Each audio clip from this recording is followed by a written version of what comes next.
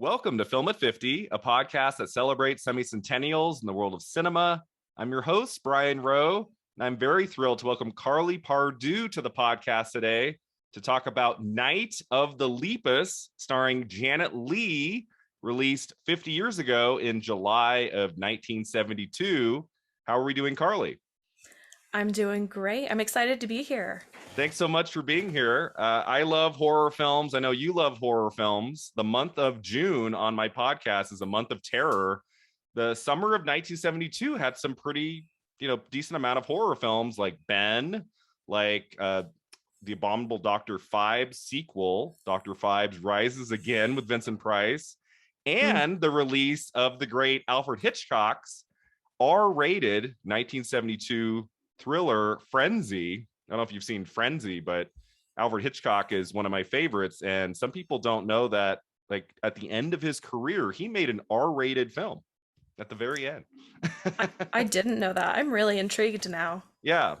One of the, maybe the only major director who was filming movies in the 20s during the silent era and was working long enough to make an R-rated film in the 70s, which is kind of cool. Like, you don't see that pretty much ever. Yeah. So today we're talking Night of the Lepus, the mutant giant bunny rabbits horror film. Had you heard of this movie before? Because I had heard of this before. I also had heard of this before. Yeah. There's not that many films with, mutant rabbits. As we were talking about before we started recording, like, I know there's a lot of animal horror films out there, and Wikipedia has a long list of them. We just talked about Ben, about a quote unquote killer rat just a few days ago. So I was looking through that list and I'm like, there are so many of these movies that I've never seen before. And I'm pretty confident in saying I don't think I've seen a horror film before about killer bunny rabbits. I think this is the first time. Is there another one that you know of? I don't think so. As I was watching it, the closest I could compare it to was like reading Bunnicula as a kid. Yeah, that's right. I forgot about that. That was always in the elementary school library, Bunnicula. Which probably was scarier than this movie. I mean, for a kid, yeah. So before we get into our movie today, Karley, I'd love to just hear about, kind of your history with film, your history with horror movies. Like, what are some of your favorites, and either just generally or in the horror realm? Okay, so I've always been a movie kid. Mm-hmm. My mom loves to tell the story about how I knew how to work the VCR at like 2. Yeah. So pretty much from there, I was always watching something, doing something. But horror was different because it was very much like the parental control aspect, Mm-hmm. where things couldn't be too scary, but okay, certain Disney movies around Halloween, Yeah. those Mm-hmm. kind of things are okay. So I always had that like interest in spooky things and scary things. It was just very contained.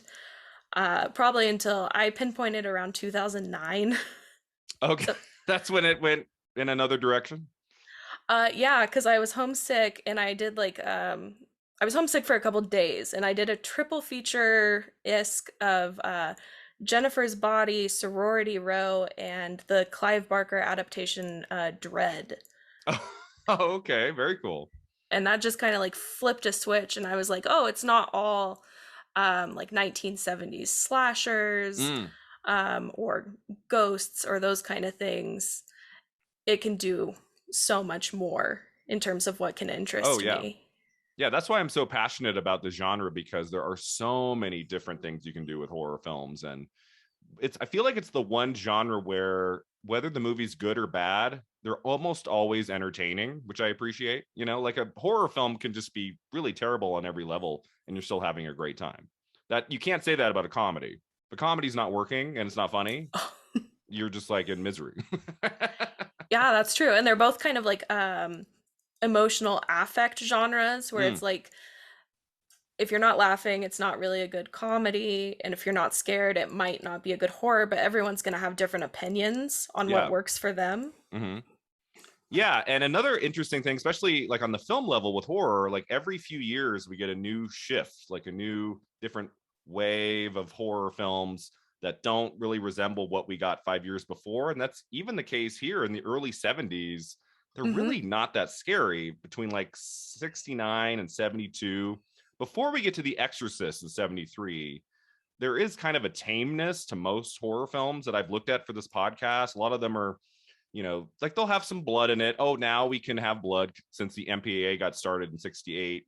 We can make our movie R-rated and show blood, but there's not really a lot of depthness from the director, like giving anything that resembles kind of pushing the genre forward, I would say, until we get to The Exorcist.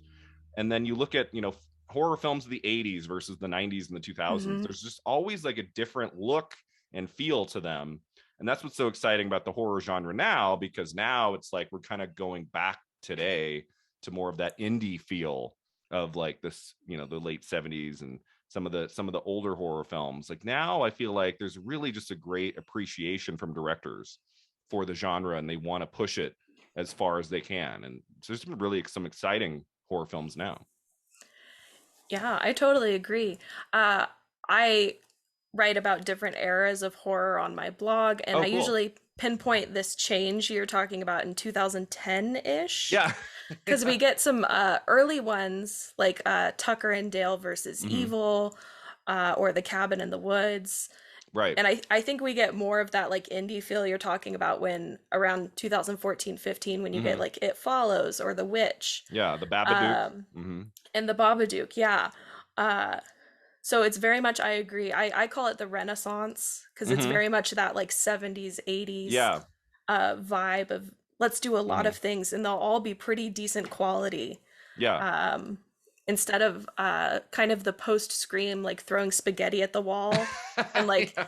this one's gonna hit and four more will really flop. Yeah. Yeah, exactly. Like Hereditary is another good one from Mm-hmm. 2018, a movie that I love. And I much prefer those kinds of horror films rather than the post Scream movies that haven't really aged well. Like I like They some of them. haven't.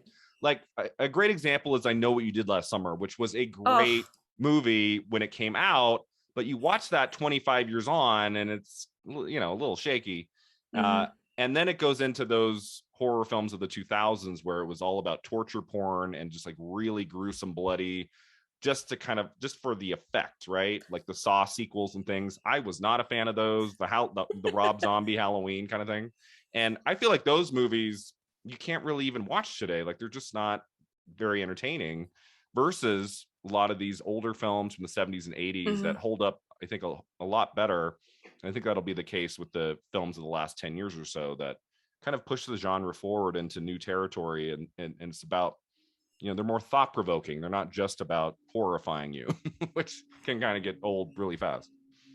Yeah, I don't know about you, but the films of like the some of the 60s, 70s, and 80s, they feel like kind of a warm blanket. They're Yeah, comforting. exactly.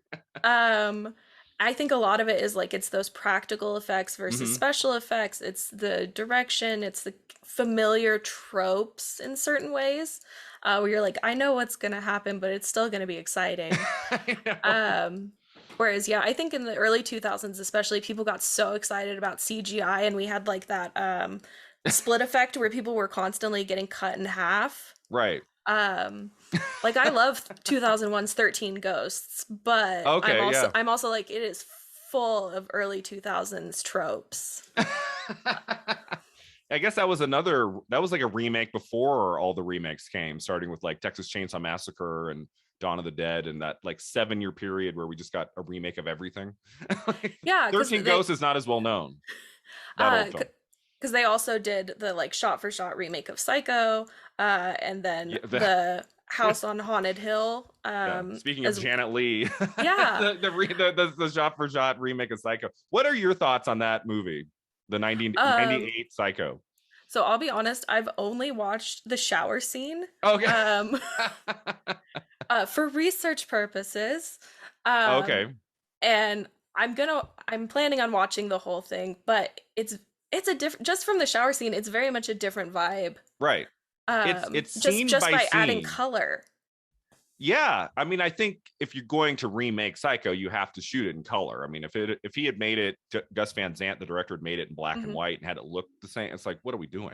I mean, at least the color gives it a different vibe that makes it not feel like exactly the same movie, but it's scene by scene the same movie. So Hmm. it's like and I feel like if the casting had been stronger, like maybe it could have worked better. But like Vince Vaughn and Anne Heche just don't work for me. I think like Julianne Moore, who I love, if Mm. she had played the Marion Crane role, that could have been interesting. I believe Nicole Kidman was the first choice, and then she had to back out for some reason. And not no shade on Anne Heche, but I don't know. That movie is just a struggle for me, and part of it is I just love the Hitchcock original so much, as we'll talk Hmm. about at the end. But before we get to our movie today, just real quick, what are your like top three horror films? Like if you could take only three to a desert island, like what are the three that you revisit a lot or that you just love the most? Like if you had to pick a few, what would they be? Okay, I came up with a top five, but like looking at my Or list, five? Yeah, okay, let me have five. Thank yeah. you. Go with five. Um, so I'm probably gonna go with Silence of the Lambs. Good A one. lot. I know a lot of people are like, "Oh, it's a thriller," but it holds up so well, and Yeah. I'm like, it has everything I need in horror. My most recent one would probably be Midsummer. We mentioned Oh, Hereditary, but yes. Midsummer does it for me. Okay, Ari Aster is great. Yeah, Yeah. Candyman. Night the Not the Nia DaCosta one. the 92 version. Yes. Okay, yeah, I just ordered I have not seen the new one yet. I'm gonna watch it in a few days. I'm excited. It's on Amazon now. I'm excited. I haven't seen it either. Yeah, and like I really enjoyed the old Candyman, and the sequel not as much. What is it called? The Day of the Flesh or Yeah. There's flesh in there somewhere. Farewell to the Flesh. Is that it? Yes. I think that sounds right.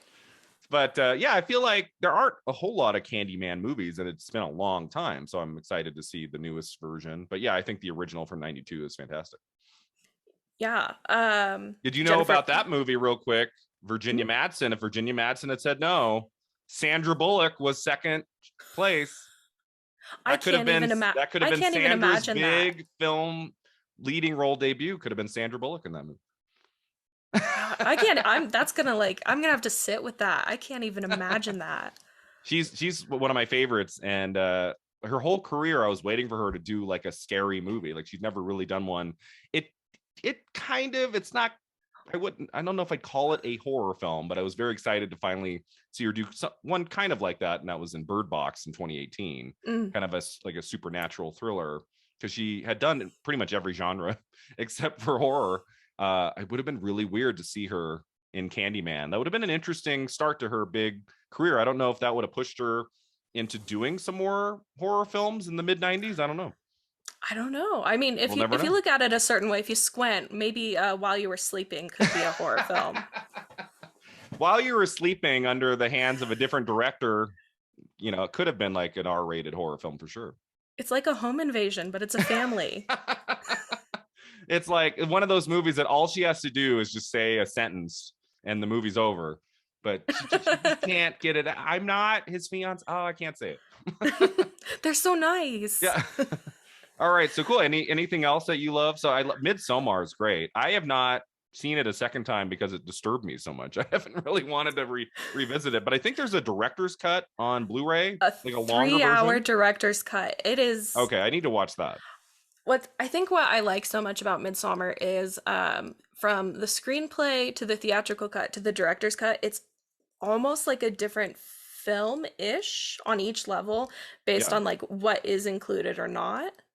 And it mostly changes Christian's character Okay. and how you kind of react to him as, like this uh, either a toxic boyfriend or an abusive boyfriend. Like it plays with kind of how you see him depending on how much information it gives you.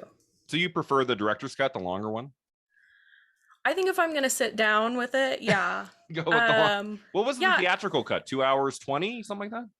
yeah, something like that. Yeah. So it's mostly the addition is a couple of extra scenes related to like Christian and Danny's relationship, Okay. and then also some moments of like further rituals by Hmm. the Horga. Yeah. Um, So like the night Ooh, shot we get in the trailer is in the director's cut. okay. I need to watch that. I don't know why I haven't gotten around. I need to just buy it on Amazon. Just get it and There's watch. just too many movies. There's Too many just so movies to many. watch.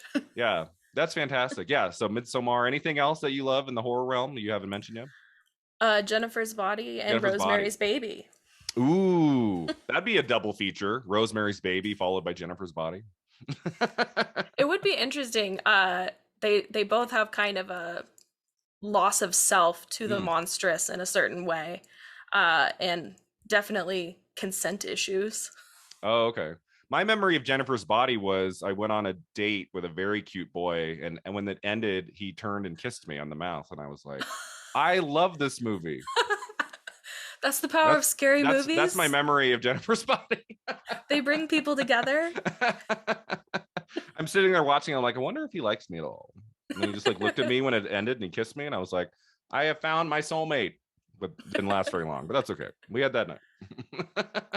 That's fantastic. Yeah, Rosemary's Baby. I didn't get to because I started the podcast in 2020, so we started with films from the 19 from Just skipped 1970. it. So I just missed it. We've talked about it before on the podcast, like pretty much almost every horror episode. At some point, we get to Rosemary's Baby, and also Wes Craven, which I've had some people Hmm. comment. They say, I enjoy your podcast. Will you ever get to an episode where you don't mention Wes Craven?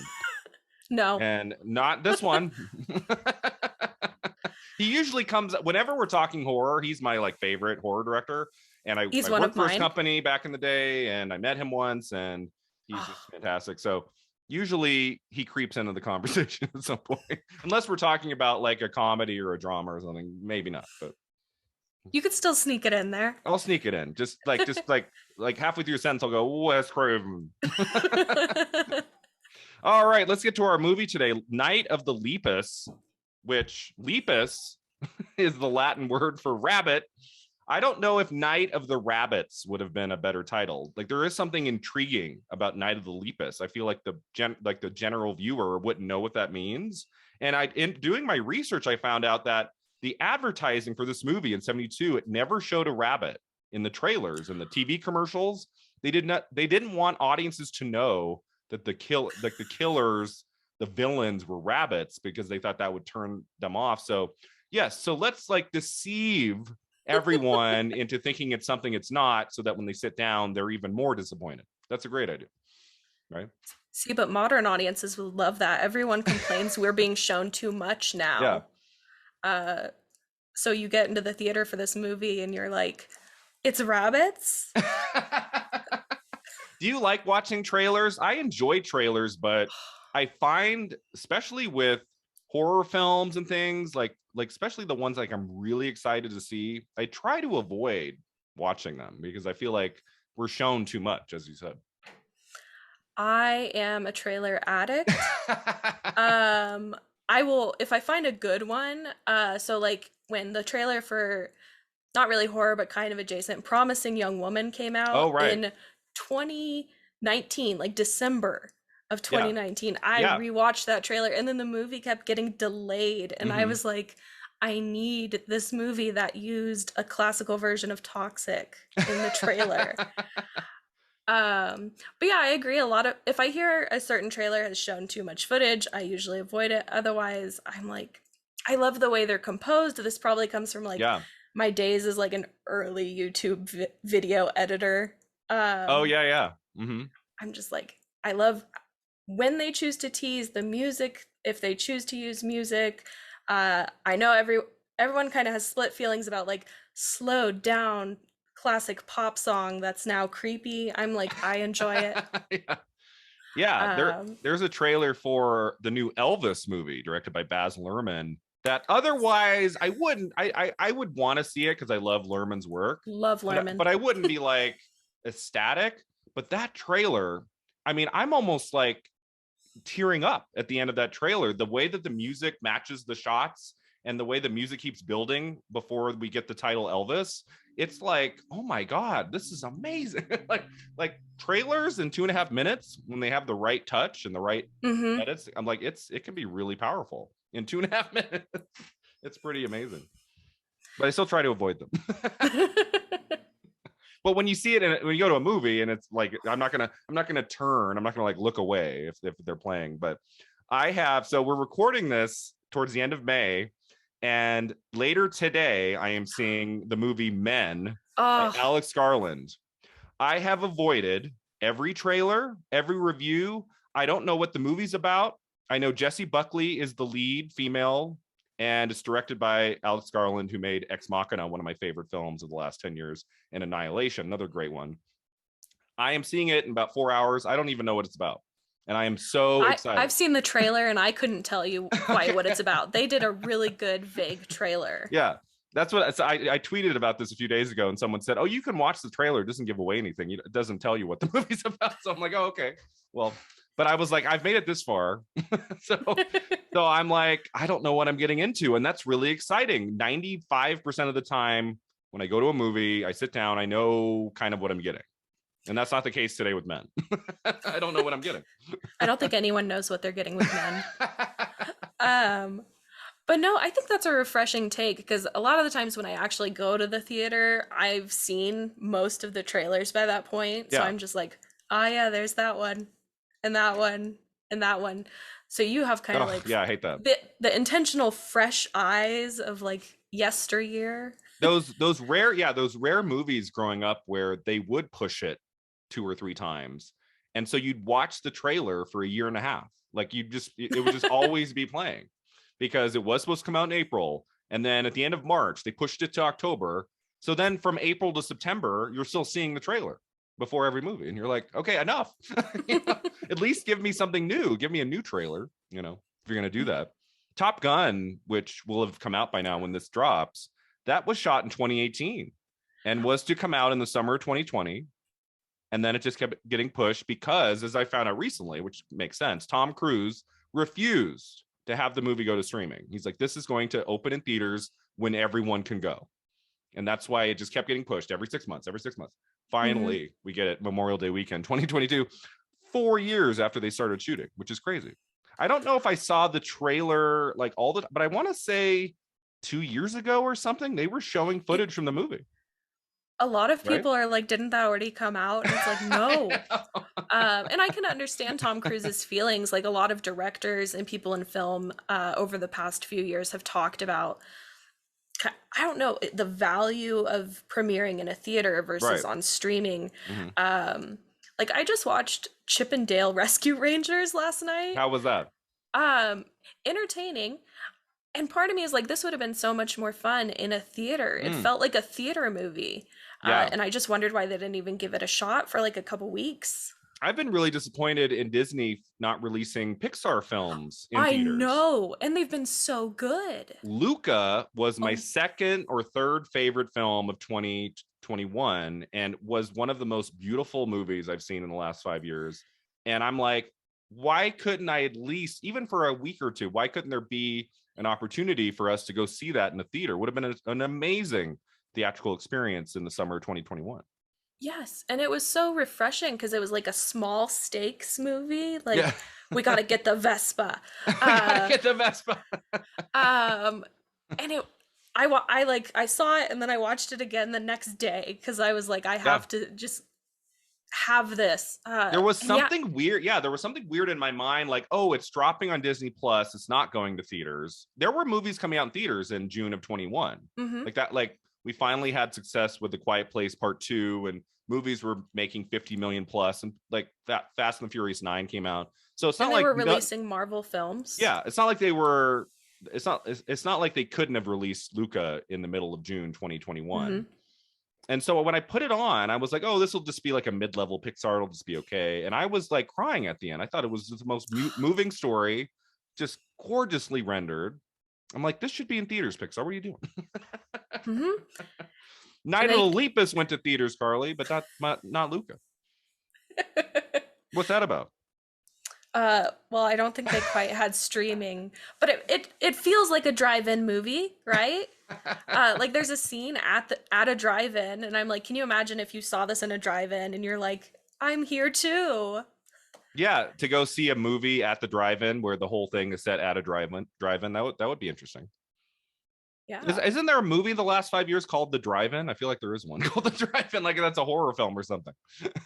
Probably. I know a lot of films have been kind of using them since, nostalgia is Yeah. a big thing we're interacting with. Well, in the summer of 2020, that's how a lot of people were seeing theatrical Hmm. films. They were going to drive-ins, which was like a you know a location that not a lot of people had gone to in years. But during that time, especially in 2020, it's like, okay, if we want to see it on the big screen, you had to go to a drive-in, which was kind of cool. I don't know if that's still going now, but I mean, we have the drive-in here in yeah. Sparks, so I'm like, I don't quite know. I've never been to it. You want to know Uh, something shocking? I have never been to that. I've driven past it before, and I go, so many "Oh, I need to times. go to Yeah. that." And then it never happens. I'm And they like, have or I like could more go to than one Legend. screen. I'm like, I can go to the drive-in, or I can go to Legends where they have the luxury seats and I can lay back, and yeah, I'll go with that one. It's the luxury seats, they get you. Men is not even at Legends. It's only at Victorian. It's in one theater and it seats like 20 people. I'm like, okay, they're really putting a lot of faith in men right now. Top Gun is going to be on 1,000 screens, but that's a discussion for another day. Let's get into Night of the Lepus, which has probably the shortest IMDb summary I've ever seen. At the top of IMDb, usually gives you a sentence or two. All it says is giant mutant rabbits terrorized the Southwest. That's all it said. Do we need to know anything more than that? I mean, if that's the basics of what you want, you are going to be satisfied. If you love lots of slow motion shots of giant rabbits trampling through miniatures, you are going to have a fantastic time in this movie, right? And I did. Okay, so I think you like this movie more than I did. I am pretty, when it comes to like cheesy horror films, I can go with it until I get bored, Karley. I was pretty bored through a lot of this. I found the characters pretty, cardboard cut out. Like there Hmm. wasn't really a whole lot to the characters that interested me. And we don't really get a whole lot of kill scenes. Like there's like 3, maybe 4, and they're very brief. They're very quick. You get a brief shot of clearly a person in a funny costume going, like at the camera.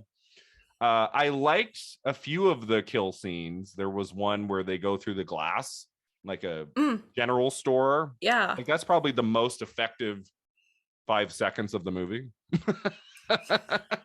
you know, but like I was really hoping it would, like the movie was going to build towards something really kind of frightening, at least semi-frightening, kind of like Night of the Living Dead in the last half hour, and have it just be Mm. like this nonstop attack. And they're like, Janet Leigh in her motorhome, and they're like rocking it, and she's holding her kid, and like I was waiting for at least some of that. But the director of this film, I guess, had only made westerns before this, and you can feel that Yes. it has the feel of a dramatic western that just, it's like halfway through production, it's like they were told, you have to make this a horror film about rabbits, and they're like, oh shit. That's how it felt to me. But so you got No, you got that western vibe.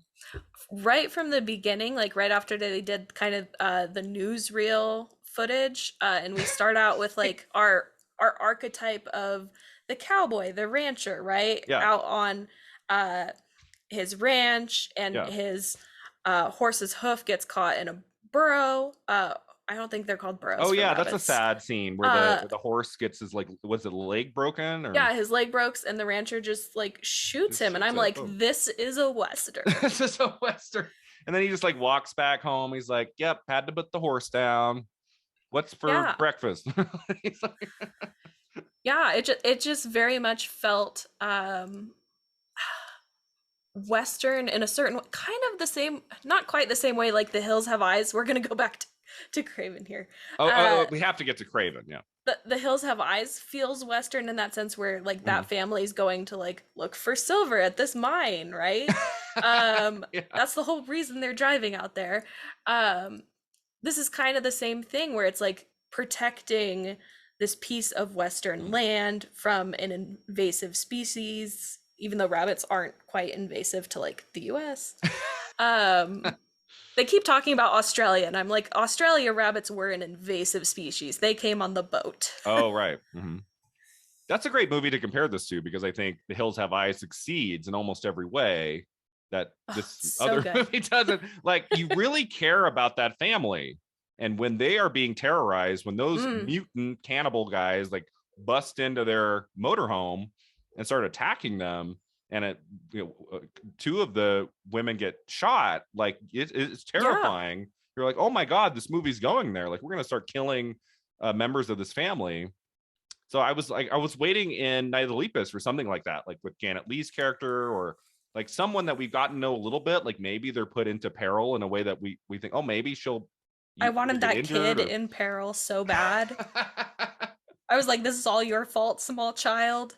Yeah, we get some screaming kids. Like the first attack scene, I want to say, isn't it just like a close up of a girl screaming? Ah!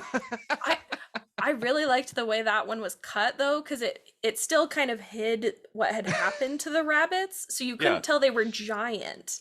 It was yeah. just like rabbit, bloody mouth, body, girl screaming, cut randomly around that until like she faints. Yeah, I love the first attack scene because it was cut so quickly, and it's cut quickly because if Mm-hmm. they show the rabbit for too long, it'll look stupid. So they had to like come up with a way in the post production, like let's make it not look terrible. Well, and it builds suspense for when they eventually when Roy and I think it's one of the lawmen or the Mhm. other scientist guy go into the mines when they're about to blow it up, which this is just pure like scientist Yeah, nonsense. They're like, we have to know. I'll take a picture. And then you see like a whole group of them sitting there like huge and you're like, yeah, "Oh, okay, this might be a problem." yeah. What would you do if you saw like 100 giant rabbits running towards you? What would you do? I do think it would be a little bit scary, but that's the thing I was like weighing in my mind with this film is because there's not like a ton of like mammal animal horror. Yeah, And I'm like, they're still bunnies. Like to me, they're still cute. yeah. And It's I'm the like, big flaw. even if they're being used for like experimentation and a lot of and even if they're pests, right, that's the kind of ongoing thing is they're pests.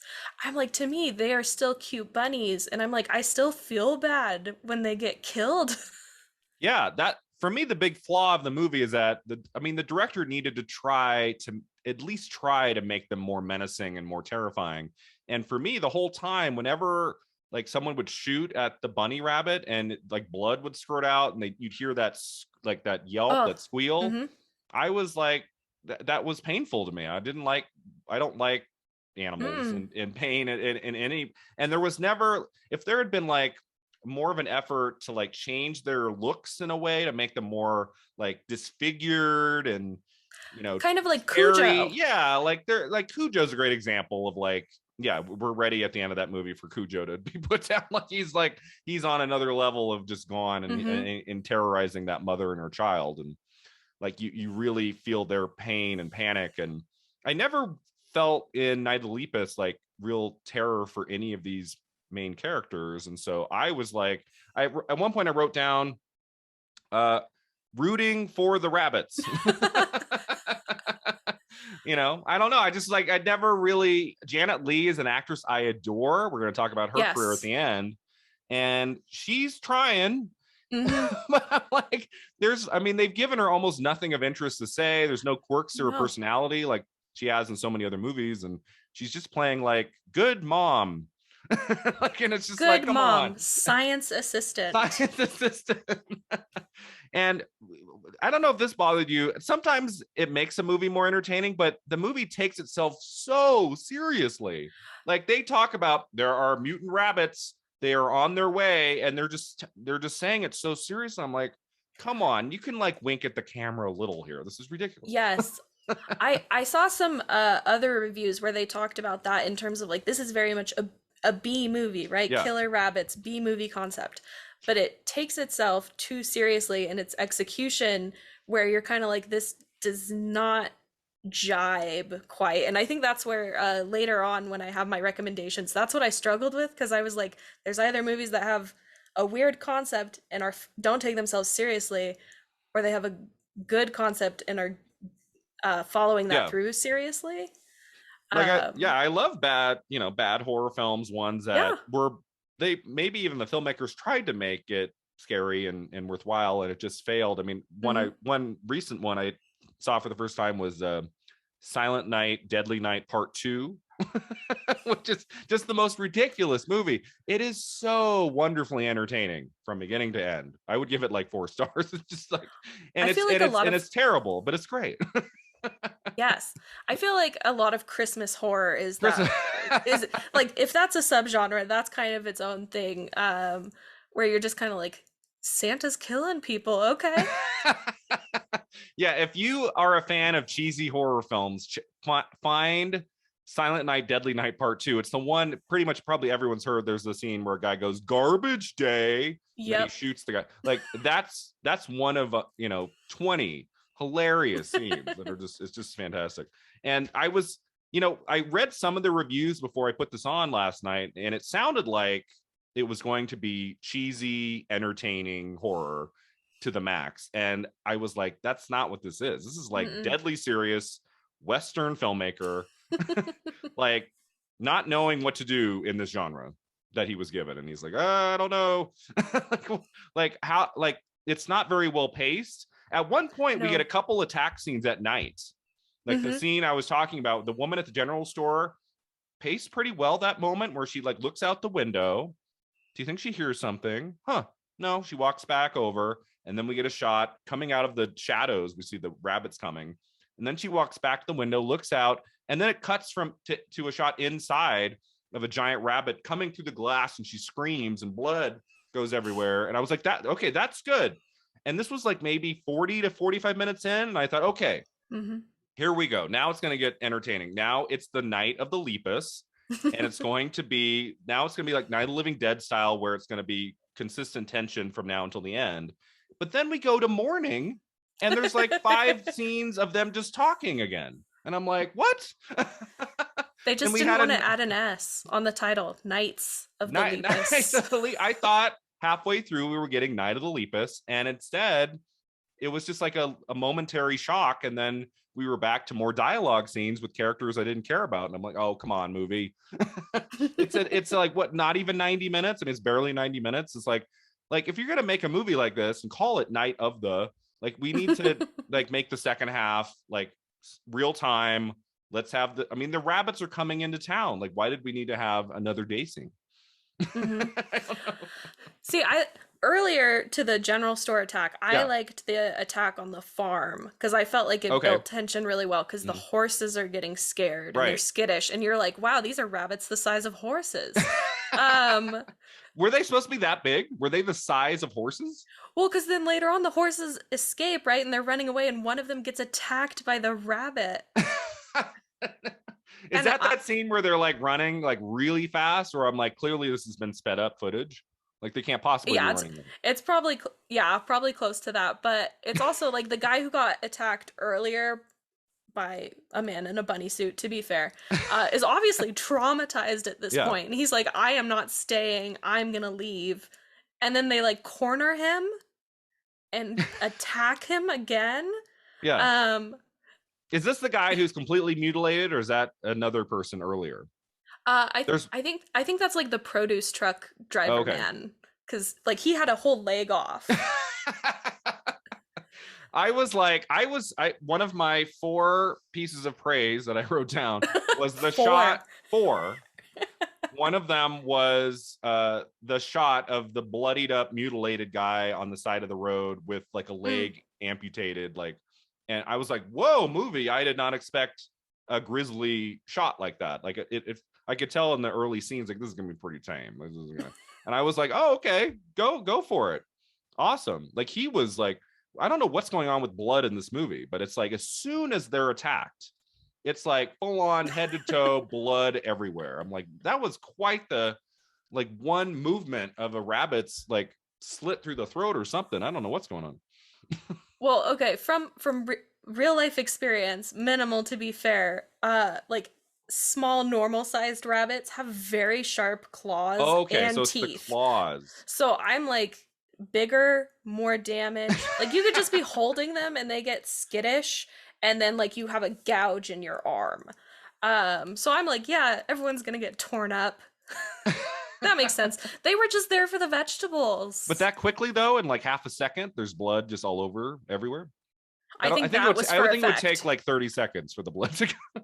That was for effect. They loved zooming in on their teeth and the bloody teeth. Yeah, which was, I guess, ketchup. If it was a real rabbit and you saw redness on the rabbit, it was they used ketchup. That's good. For these amazing effects. So let's. I have a few things. Some trivia here. So the movie was based on the novel "The Year of the Angry Rabbit" by Russell Braddon. I would love to read that book and know how close it is to the movie. The Year of the Angry Rabbit. Would you have preferred that title? Well, now we've got a whole year to cover. Yeah, it starts in the summer and then it goes to the following summer. I would love to be a fly on the wall watching Russell Braddon watch this movie when it came out. You guys nailed it. That's exactly what I was going for. So the film was the first science fiction / horror film for producer A.C. Lyles and director William F. Claxton, both of whom came from making Westerns. This movie was shot in Arizona. The film used domestic rabbits, filmed against miniature models, as well as actors dressed in rabbit costumes for the attack scenes. And that's partly why I never got the sense that the rabbits were that huge, because you could tell those slow motion shots of them running. Clearly, they were running on something that was meant to make them look bigger. Like when they're on the roads and stuff, it's like, oh, this is like a model that they built to like make it look like they're bigger. But I never got the sense that they were as big as horses. The movie was trying to get that across. It didn't quite work. No. And I think some of that is in the execution, but I love the idea of it. Like we it's really hard to capture animals in horror films because they're performers too and they need to be Yeah, taken care of. exactly. So I don't know. I love the idea of like let's just put this thing on kind of its own set, have it run around, and by now we have the technology way better. I'm like, we can do this again. Let's do Night of the Lepus again, but better. Which we'll get into at the end. I always ask of my guests, like, if they were to make this 50 years later, like, what would it look like today? You think that Night of the Lepus should be remade? I think a lot of like the themes it's dealing with are still relevant. Um, I don't necessarily know if rabbits would still go well. I feel um, like the title is well known enough. It kind of surprises me in the last 5 to 10 years that some young horror director who would maybe discover this movie in childhood, like that someone hasn't like tried to get this off the ground and try to do it again, but make it so much scarier. I think there mhm. is a possibility. I think you would have to change the rabbits' look. I don't think you could just have them look like normal rabbits. No, I just don't think that'll ever be scary. But if there was an ability, like hopefully not CGI, that wouldn't be good. But no. like if it was like something to do with like models or like something that they could do practically to make the rabbits look more terrifying, and took the story in a different direction and really, you know, up the tension in the second half. Like I think something could be done with this. Yeah, and I don't even again, I don't know the novel it's based off We of. have to read the book. Um, but like if we're not married to the idea that they have to be big, we can still do scary genetically altered rabbits in so many different ways now Yeah. with like our science. Mm-hmm. And Just get yeah. I think in some aspects like the smaller size can be an advantage. Just get better actors to be in the costumes when there's the attack stuff going on. So yeah, so let's kind of break the movie down a little bit. So immediately I was like, this movie could be rough because the opening is so dull. It opens with like this long newsreel where it's just there for expositional purposes, and it's like, why doesn't this movie open with like an attack scene? Like that would have been the way to get this started. Instead, we get like this just kind of boring man reading a news story about the domesticated rabbits and that something bad might be coming. And then we go to the main character, played by Stuart Whitman, an Oscar-nominated actor, Karley, nominated for Best Actor in 1962 for the film The Mark. Janet Leigh was nominated for Best Supporting Actress for the Academy Award for Psycho. So this movie has 2 Oscar nominees in it, which I thought was really funny. But yeah, I don't know about you, like for me, like horror films, the first 10 minutes are vitally important. Even if there's no horror, if it's just, setting up the characters, like Midsommar, right? That just opens with getting to know the characters, and it's not like there's a scene of terror in the first, in the opening. I mean, well, there is. It's a different kind. It's a different it's kind. A different kind. Different kind of terror, I would say, in Midsommar. But like, it's so important how you open a horror film, and this one, it's like we're just okay. That's where we're going here. I don't know about you.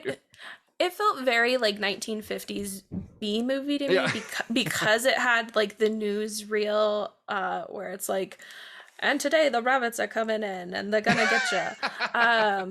But it like set up. It did like the narrative setup where it's like, has man a right to interfere with nature? Can this population explosion be contained? Like that kind of like movie poster log line. Yeah. I kind of liked it. I kind of didn't. Just because it's that like early 70s post Hays Code charm, I guess. Yeah. Well, it opens like Plan 9 from Outer Space by Ed Wood. That opens with a man like reporting to what does he say? The future where we will spend the rest of our lives. But that opening has a lot of charm to it. It's very cheesy and entertaining. This one, it's not delivered in a way that's like of interest. So I don't know. So I was already like, oh, okay, that's how we're starting this. I don't know. And then it zooms in on the rabbits for the credits. Right? That's right. We get some rabbits there. So the terror is coming once we get those shots of the rabbits. And then we are introduced pretty early on to Janet Leigh. One of the things I liked about the movie was I was worried that she was just going to be a very bit role. Like she was just going to be in like maybe 4 scenes and that's it. She is like the lead female of the movie. She's in pretty much the whole thing. She'll disappear for some scenes, but one of my positives was I really liked her wardrobe. I loved her look. I love like the kind of like the Arizona Western feel to her wardrobe, to her hair, to the way she carries herself.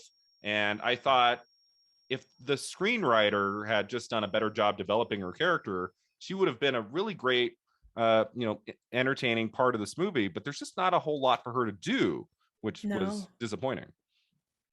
Yeah, I like that you mentioned her wardrobe. I hadn't thought of that. And then I was like, oh yeah, she's wearing pants for like a good portion of the film. Like she's wearing practical clothes for field work. Because she's a scientist. She's a scientist. Yeah. Which is great, I guess. She was about 44 years old when she shot this movie. I was curious, like, Janet Leigh is an actress. When I see her in a movie, I never really know how old she is. I'm like, she could be 35 here. She could be 55. I'm never quite sure. She's got a look to her that she has so much maturity in her face and in the way she carries herself. I never quite know. I'm like, oh, okay. So she was like early 30s when she made Psycho. And this is like her early 40s stage. And then it's her early 50s stage when she appears in John Carpenter's The Fog in 1980. And so as I said before, this is her acting career has definitely gone downhill. By the end of the 60s, I think she's focusing more on being a mom, and she's just taking roles and things here and there. I think most of her work in the 70s is in television. But I was like, are there any quotes online of like her commenting about this movie after the fact? And there's a couple, and they're fantastic. So Janet Leigh, who played Gary Bennett, was her name Gary? I think it was Jerry. Jerry, okay. Who played Jerry Bennett, accepted the role because filming was close to home, allowing her to travel on weekends and have her family visit her on the set. She felt the script read well, but she declined to allow her 2 children to play minor roles, as she did not want them to be part of any type of horror film. This was the trivia that blew my mind, Karley, because I went, oh my God, Jamie Lee Curtis could have been in this. And then that would have been like before Halloween. She is Night of the Lepus. famously, her first movie role is Halloween from 78. That was such a great movie to jumpstart her film career. That's like just, Mm-hmm. you can't, I mean, many actors do not have a good first movie. Jamie Lee Curtis got the luxury of being in one of the great horror films of all time. And for that to be her first movie, it's like, whew, that would have been disappointing if her first film role had been just a few minor scenes in Night of the Lepus. Like, good on you, Janet, for making that not happen. That was probably a very wise decision. I think she would have done better as the little girl, though, honestly. Maybe. Yeah. So she is, I want to say she's 19 years old, I think, when she filmed Halloween. So this is 6 years before that. So she would have been 12, 13. So yeah, I mean, the age would have made A sense. big difference. Whew, so happy we avoided that. Not have been great. So Janet Leigh later said that the film lacked an ideal director to bring the script to life. That's something you don't hear actors say very often after the fact. Usually they won't diss the director. And she said the film failed in part because it was impossible to make a bunny rabbit menacing. Yes. Did you read the script, Janet? Like, I think it says in the script that the bunny rabbits are coming for you, but she later reflected, no one put a gun to my head and said I had to do it. What no one realized was that no matter what you do, a bunny rabbit is a bunny rabbit. A rat, that can be menacing. So can a frog. I don't know about that. Spiders, scorpions, alligators, they could all work in that situation, and they have. But a bunny rabbit, how can you make a bunny rabbit scary? So that was kind of her reflections on the movie after the fact. I don't know, towards the end of her career, and she was getting, lifetime achievement awards and things. Something tells me they weren't really talking about or showing clips from Night of the Lepus. I doubt it. So that's really intriguing to me. She said that the script read well. So I wonder if the script didn't go into a lot with the rabbits, maybe was more about the character work and the dialogue, and maybe she read it and thought, oh, this could be like an interesting little thriller, and maybe on paper it just read more interesting than the movie that turned out to be. I don't know. It would have to, because like so much of the plot revolves around the rabbits. So it's not, unless like she got the earliest version of the script where like rabbits weren't in it, which Yeah, I don't know. It was just a Western in the first draft. Yeah, if it was just a Western or if they had something before rabbits. Yeah. Has that happened to an actor before? Like where they sign on to a movie and then after like rewrites, it becomes a different genre? Well, I don't know about a different genre, but like famously Wes Craven's Cursed in like 2005 was so edited by the production company that it apparently doesn't resemble the original cut. Oh, that's a deep dive, man. Go on YouTube and there's some great videos about Cursed. And I worked for Wes Craven's company in early 2007, and I'll never forget his assistant, Karley Feingold. She was working with him during the making of Craven. And one day while interning for their company, Karley asked me to help her out with something across town. And so I drove with her in her car across town and back. And during the car ride, I asked her about Cursed, and she said it was the most miserable experience. She said that it was like making 4 different movies over the course of about 2 years. I believe it. And that the first movie they made was 90% done. They just never filmed the end. And it was when they were at that point of the film that they shut down the production, and I guess they didn't like the footage that was coming in. They said, you need to start from scratch. And then I think movies 2, 3, and 4 were kind of building on each other, and there's some pieces of 2 and 3 like that you see in the final version. But the first movie, and she said that would have been the one to release. That was the one that had the best cast, that made the most sense. It was more of an R-rated, scary werewolf movie. And I guess at one point they said, she was telling me that at one point it got so crazy that there was talk of releasing just the first movie and just doing away with all these reshoots. If they had had the ending, she said they might have done it, but they never had the ending. And some of the actors that would have been needed for the end were off doing other things. And so they had to abandon that. So I'm like, man, if they had just had another week or two and shot the end of the first version, like maybe that could have come out. And it's so painful because the movie failed at the box office and with Wes Craven gone now. And like, how much would you love to see that first version? I would love to see that first version that they shot in 2003 that we never got to see. It would have been really cool. Yes.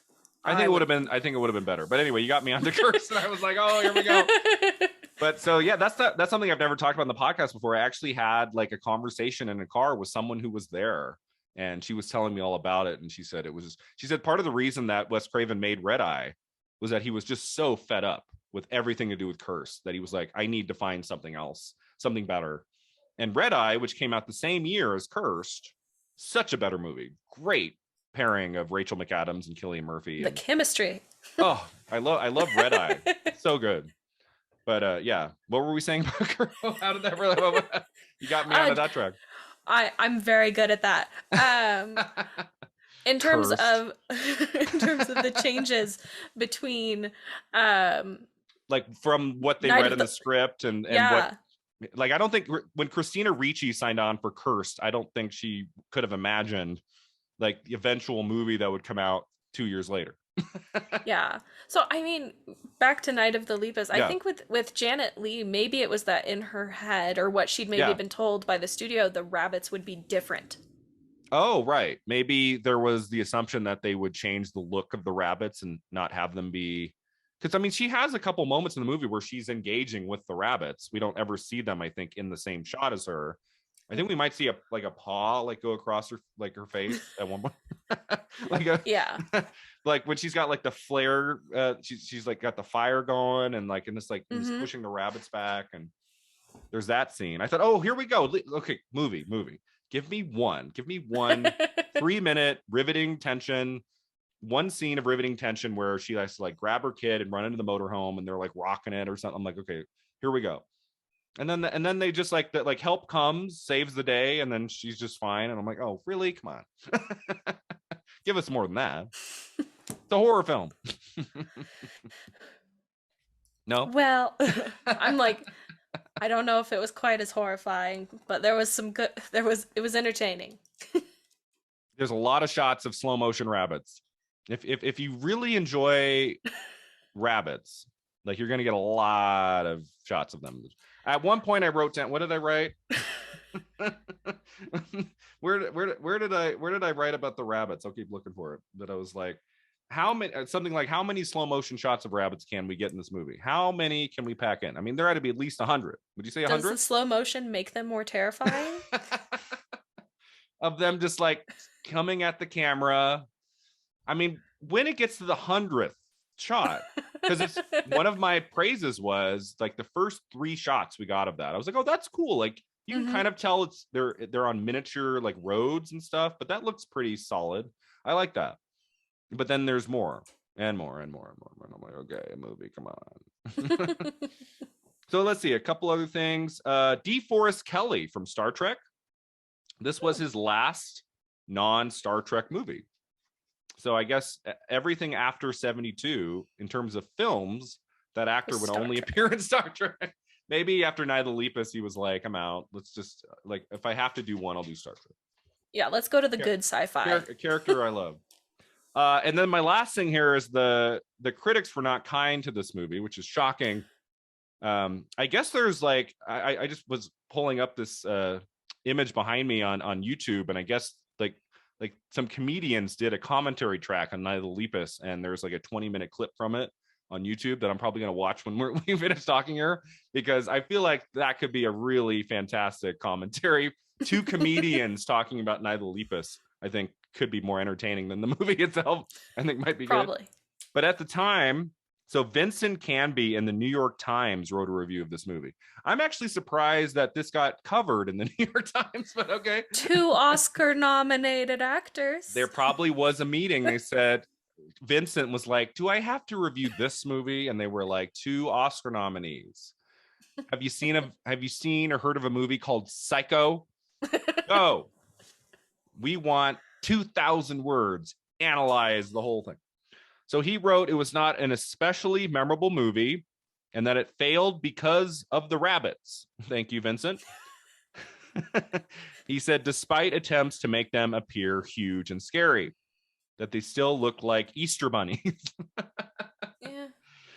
In an October 1972 issue, critic Roger Greenspun panned it for not even reasonably trying to make the rabbits scary. Its reliance on tired cliches of monsterdom, technical laziness in its effects, a stupid story, and dumb direction. Wow. I could not find like a really positive review of this movie. I don't know if you found one, but Most people are not in love with this movie. I'm like, I've heard this title many times before throughout my life. It's not like this movie just came out of nowhere. I've looked at some films for the podcast this year I had never heard of until I started researching online and like what came out in April of 72. And oh, this looks interesting. Like Night of the Lepus, like I knew the title, I knew it was rabbits, I knew Janet Leigh was in it. Like I've known that for years. And I was like, I was kind of excited. I'm like, oh, I can finally get to watch this. And last night I'm like, oh, come on, movie. Come on. Come on. Do better than this. But it's not to say that it's the worst time I've had for this podcast.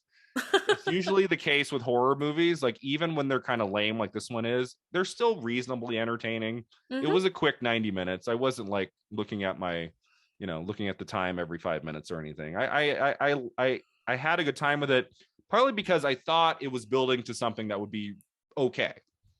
In the last half hour, I thought, okay, it's going to lead to like some really great mutant rabbit action. And then it leads to them just electrocuting them all. I'm like, that's it? Come on. Yeah, I mean, when exploding the mines doesn't work and shooting them, and basically it's like this escalation of like we have to keep them away from the city, Yeah. the big city. So they, yeah, electrify the train tracks because Yeah. you need a big fence for big rabbits. And they're not all on the track, right? They're just close enough, like pushed up against each other enough to like it just like I radiates all guess the way I back. don't understand the science. It's like they were like, how do we end this? Like we can't just blow them all away. Like we need like a 2-minute something to happen, like ends this. And they were like electrocute them through train track. See, but at the same time, I'm like, knowing the history of the Southwest desert, I'm like, why couldn't you have just gathered like a huge pile of vegetables and maybe like a body and thrown it in the middle of the desert and then blown them up? Janet Leigh should have gone to the grocery store, bought all the carrots, right? And they just like drop it in the middle of the desert, and then the rabbits like change gears and they run towards the carrots, and then they all just start eating that. And then she smiles, and then it fades to black. Yeah, or like, why didn't they poison? Because all of this conversation stems from the. Yeah, why didn't they poison like a food source? Because they very much were like, oh, we can't poison the ground. We can't use DDT because that'll affect the rest of the ecosystem. Yeah. But it's like, why not just poison them individually? Like, get a dart gun. Maybe it's not visually exciting. Enough. It's not very visually exciting to poison I don't know. animals. I've seen enough Jurassic World Park movies now. I'm like, get enough tension with a large creature and a dart gun. Yeah. So that felt kind of safe and kind of like obvious. I'm like, oh, that's how it's gonna. Because I did look and see. It has like 7 minutes left. Okay, the rabbits are still running and nothing's happening, and they like get everyone in the neighborhood to like get in their cars. It's like they're at a drive-in and they're just like their cars are lined up, and I'm like, they're gonna electrocute them. Okay, here we go. Yeah, it's crazy because it's like, so you have like the people at the drive-in, so you have everyday citizens, you have the National Guard, you have the local police force, you have these scientists from the university, the ranchers. Everyone is teaming up to defeat the rabbits because Yeah. individually they aren't strong enough to do so. And I don't know.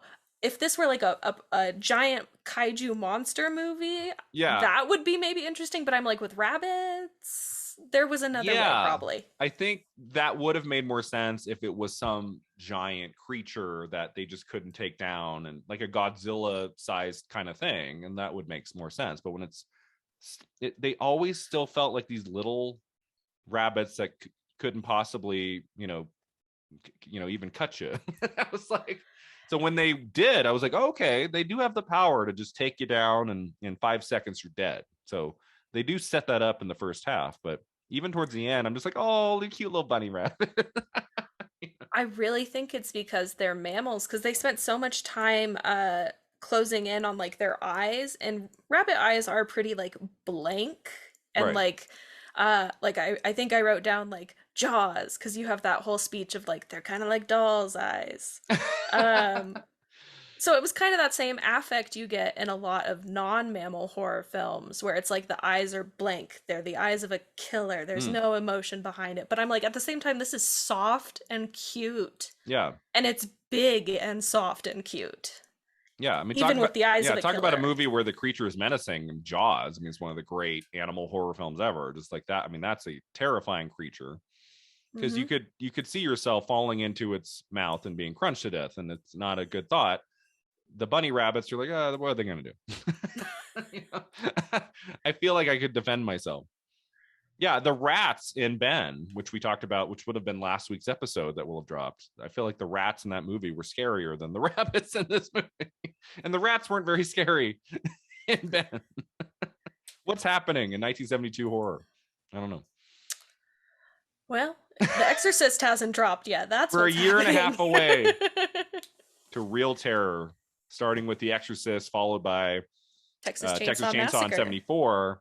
We do get a different kind of horror film at the end of the summer of 72 in Wes Craven's Last House on the Left, his Mm, debut feature, which is a whole different kind of scary movie. yes. But that movie has a lot of power, the way that movies like Hmm. Night of the Lepus does. And it's like No. that's, and we're going to get to that in a few weeks here.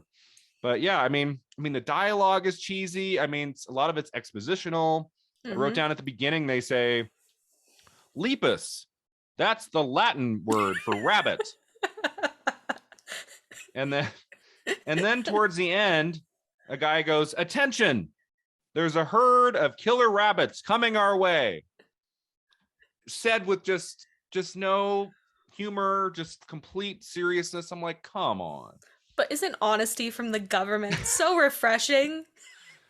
Like, you think of all the problems we have in our world today. Imagine if our biggest problem of today was there's a herd of killer rabbits coming our way. Get ready. It wouldn't be that surprising to me. I'd be like, okay. But I feel like for that to be the biggest issue of our day, I mean, could be worse, right? I That would be pretty nice. I mean, but then again, we had the murder hornets, right? The murder hornets. Yeah, I So, have a great fear of bees going back to childhood. Like, I don't like bees at all. And so, I mean, they're good. They're good for some things, but like if I'm like sitting down like outside and a bee like comes by my face, I will jump up like a little and just book it, right? So the idea of murder hornets like coming toward, like, that would be terrifying to me. That would have been a scarier movie, Night of the Lepus, if it was like killer bees. That would have been better, I think. yeah, I Right? mean, I had such a fear of like actual killer bees as a Yeah. child. I was like, Africanized wasps could be anywhere at any time, and I Yeah. have to be prepared.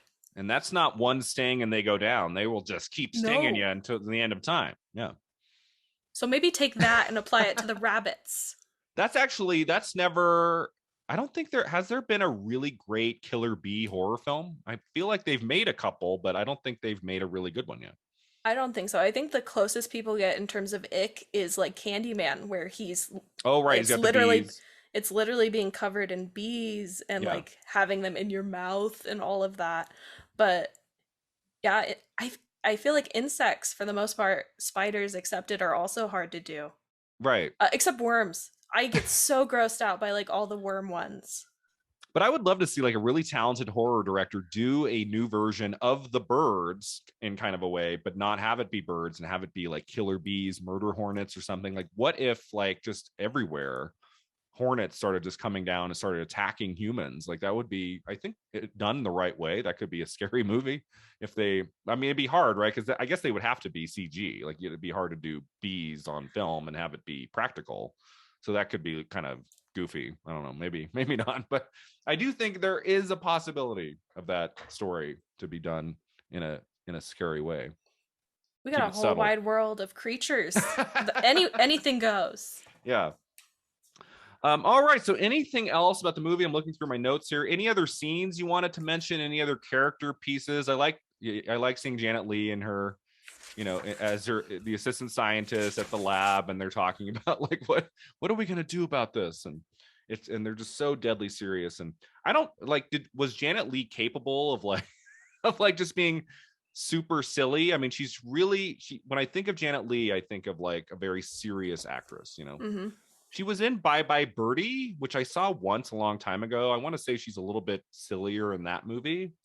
And of course, there's, dozens of titles she made throughout her early career I've not seen. So maybe she has some comedies in there.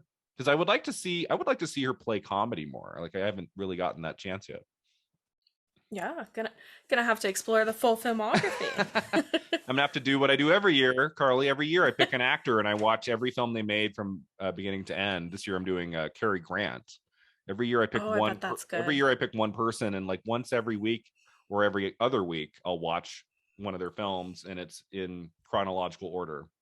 So like Cary Grant, he started acting in 32, and I'm currently in 1939.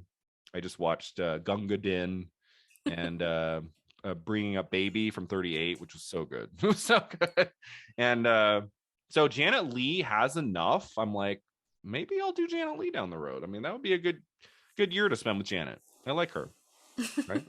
Yeah.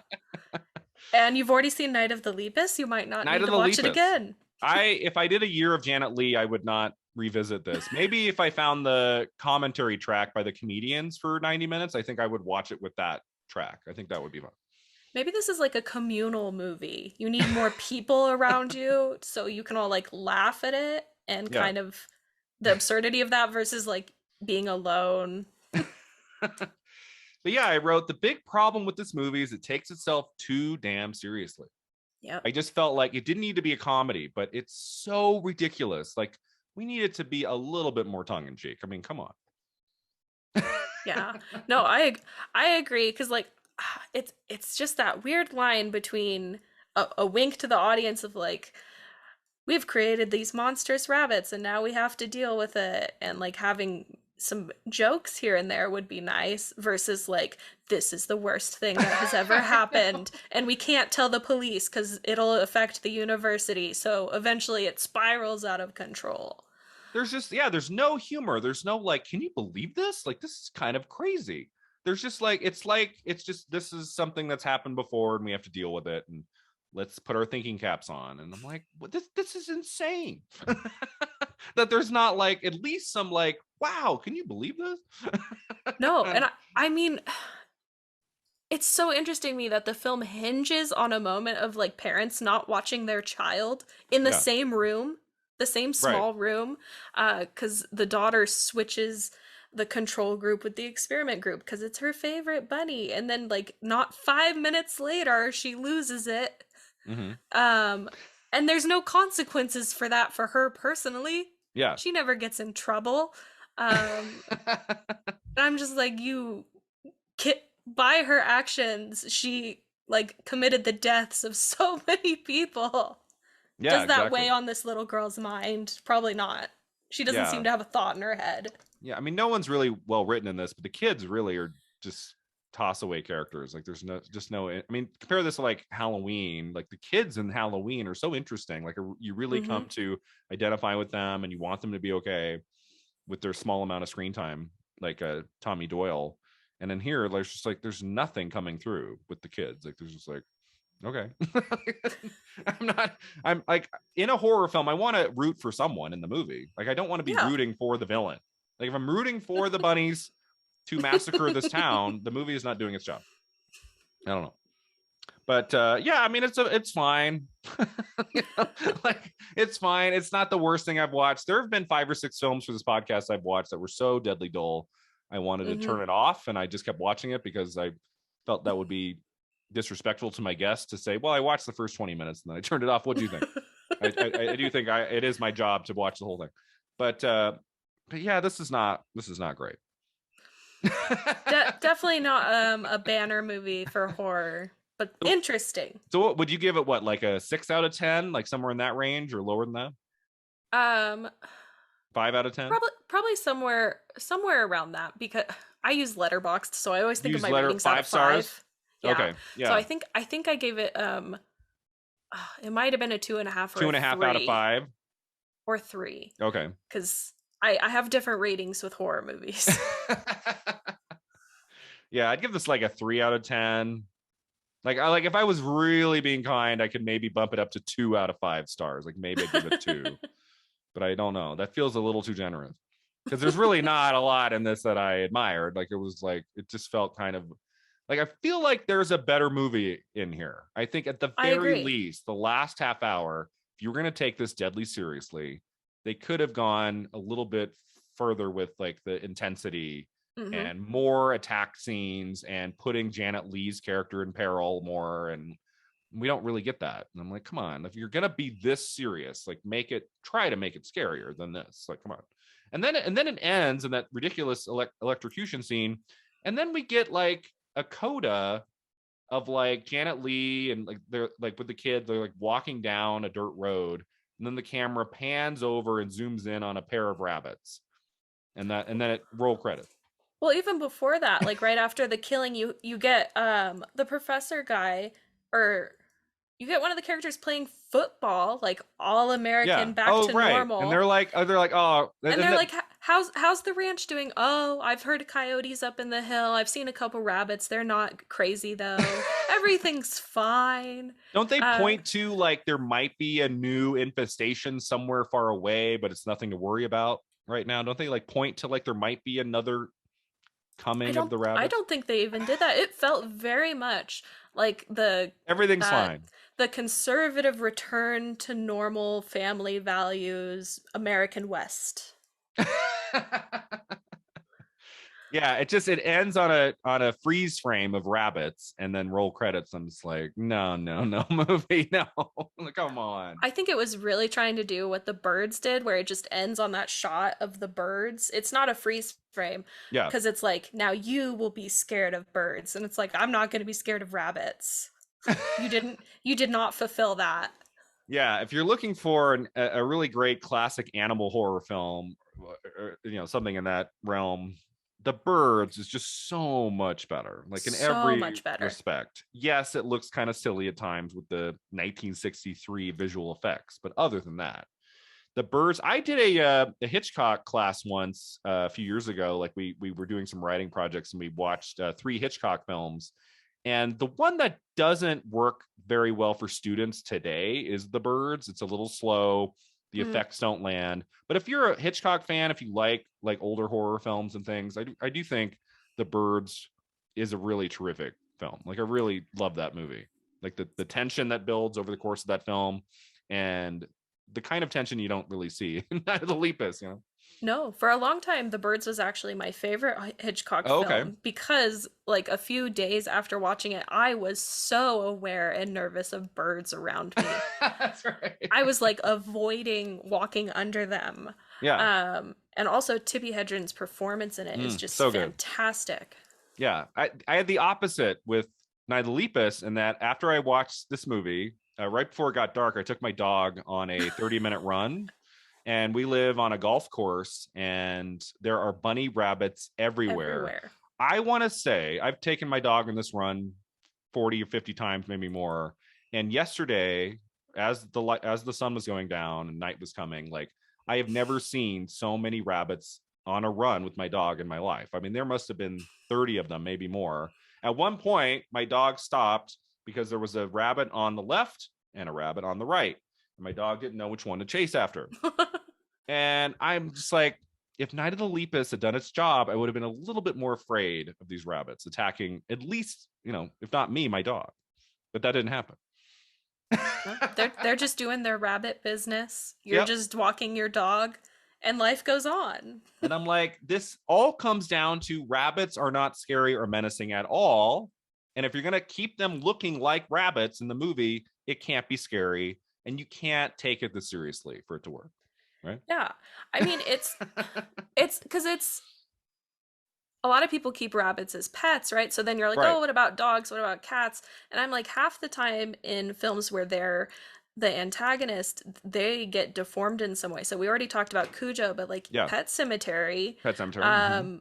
like very much makes Church the cat this menacing figure. Yeah. Or the 2019 remake had him way mangier and like Right. grosser physically. So I'm like, why not do that with the rabbits? I think the director just thought like those slow motion shots of them running and like was enough to keep us afraid, and then just it wasn't. No.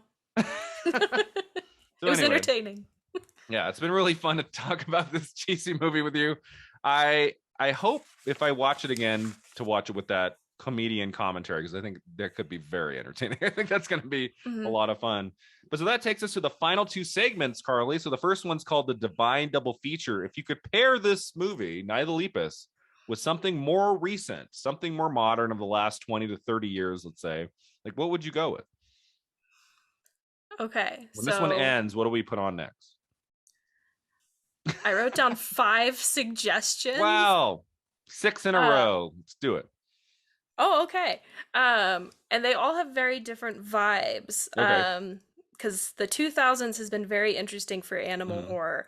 So the one I feel like is the most similar in having kind of a silly premise but taking itself seriously, and not a lot of people like it, but I do, is Anacondas 2. I've never seen Anacondas 2. It's called Anacondas 2. Anacondas, and then it's like the Hunt for the Blood Orchid. Oh, okay. Oh, okay. I have a vague memory of that movie coming out. I never saw it. It's fun. It's silly premise, but then I'm like, the new Jungle Cruise movie took some of that premise, so I'm like, there was promise there. Yeah, I like I like Anaconda from '97. That's a fun movie. Yeah, and it's not quite the same as Anaconda from '97, so no bit J-Lo. of a difference. Yeah, totally different cast. J-Lo didn't come back. Basically, all of the A-listers kind of left. She doesn't have a cameo at the end. Nope. not from what I remember. John Voight doesn't get regurgitated in the sequel. Oh, that would have been great. Just at the end, just comes out of the head on Anaconda. No. Still intact. Like you still can see him. Years later.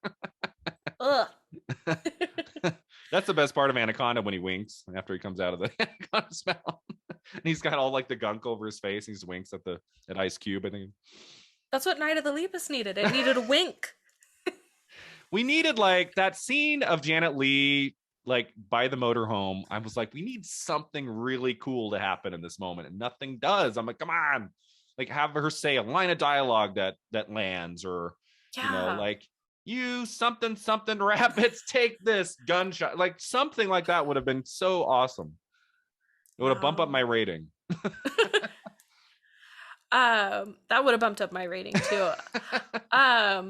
So another one, this one, silly premise and silly execution, so I think it works, is Snakes on a Plane. Yeah, that was what I was thinking too for this. I think if you're gonna look at a film released in the last 20 years that has some of that like more comedic sensibility, that has a bunch of creatures roaming a small space, like I think Snakes on a Plane is a great idea. Yeah. Did you like that movie? First time I saw it scared me because I hate snakes. Okay. But I keep revisiting it because it's fun, and it has a fantastic soundtrack. Okay. And a great cast. Yeah, it's Samuel Jackson, Juliana Margulies, who I love, who doesn't make a lot of movies. Kenan Thompson. Kenan Thompson in it. Yeah. Mm-hmm. Juliana Margulies, she won a Screen Actors Guild Award a few years later for her performance on The Good Wife, a great show. I don't know if you've seen The Good Wife. And she said at the end of her speech, she said something like, "Thank you to my parents who watch the show every week, who have always been proud of me. Well, except for Snakes on a Plane. And the whole crowd erupted in laughter. She was like, that's the one they weren't very keen on. but but yeah, I've only seen it the one time. I saw it opening night with a huge crowd, Opening and night. I enjoyed myself. Yeah, I was in Spokane, Washington. I was working on an independent film for 6 weeks, and it came out that August. I was there, and we went to a big sold out screening. And I mean, it was like people were shouting at the screen, and it was pretty Oh, crazy. It was like 10 o'clock at night. It was like pretty crazy, and it was such a great experience. I've never wanted to. I mean, I would never be able to replicate that at home by hmm, myself. So I've just never watched it a second time. Maybe I should. It'd be fun. maybe. Um, so similar vibes in terms of silly premise, mildly serious, silly execution. New Zealand's Black Sheep. Oh, I don't know that one. I know the Chris Uh, Farley film. Very different from the Chris Farley film. Uh, this one's What's this kind of about? like it's kind of like Night of the Lepus in that they are um, doing some genetic altering of these sheep, Okay. and then it goes wrong, and then they kind of turn into like zombie sheep, and they're Mm. just biting everyone, um, and each other and spreading it. And it's New Zealand, so there's tons of sheep. Is this Uh, like in the last 10 years? Like, no, a year of that? Is that like mid I think 2000s? I think it was 2006. Okay. So around the time of Snakes on a Plane. Yeah, very very good time for Black animal Sheep. horror comedy. And Yeah, Black and Sheep. it's funny. It's not serious, it's funny. It does not take itself too seriously. But there is a good amount of violence as opposed to Night of the Lepus. All right. I wrote it down. Black Sheep, New Zealand. Yeah. And Oh, then I'm gonna move to Australia okay. next, and have a serious concept based on a true story, and serious execution. This is one of my favorite animal horror films, 2007's Blackwater. Black Um, Water. What's that about? so that is where a group of three tourists get trapped in a mangrove tree with a saltwater crocodile circling them underneath. Ooh. And it's kind of claustrophobic thriller kind of a thing. Yes, I hate these trees now. Like I don't I love crocodiles. It's one of my favorite animals and favorite like depictions on film, hit or miss. Hmm. But those trees creep me out so bad.